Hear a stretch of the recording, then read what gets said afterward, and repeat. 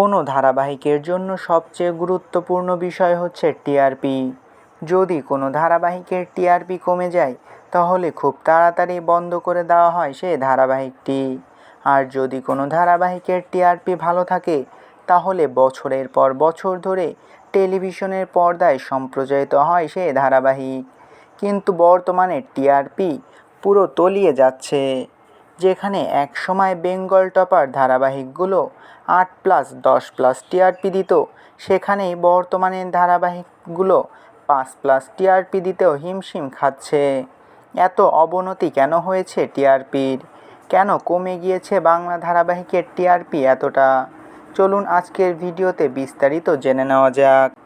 আগের দিনে ধারাবাহিকগুলো শুধুমাত্র টেলিভিশনের পর্দায় সম্প্রচারিত হতো, যার জন্য মানুষ শুধুমাত্র টেলিভিশনেই ধারাবাহিক দেখত, আর সেখান থেকে টিআরপি 10 বা 12 ছুঁই হতো। কিন্তু বর্তমানে টেলিভিশনের পাশাপাশি মোবাইল বা কম্পিউটারে বিভিন্ন প্ল্যাটফর্মে ধারাবাহিক দেখা যায়। জি বাংলা, স্টার জলসার আলাদা প্ল্যাটফর্ম যেমন হটস্টার বা জি5এও ধারাবাহিক দেখা যায়। এছাড়া ফেসবুক বা ইউটিউবেও ধারাবাহিক দেখা যায়, আর যেগুলো টিআরপিতে কাউন্ট হয় না। এর জন্য বর্তমানে বাংলা ধারাবাহিকের টিআরপি অনেকটাই কমে গিয়েছে। বাংলা ধারাবাহিকের এমন অনেক সিন আছে যেগুলোর সাথে বাস্তবের কোনো মিল নেই।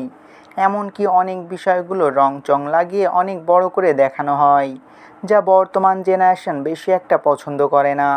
তার জন্য দিন দিন বাংলা ধারাবাহিকের দর্শক কমে যাচ্ছে, আর নতুন জেনারেশন বেশি দেখছে পাকিস্তানি, তুর্কি বা কোরিয়ান ড্রামা।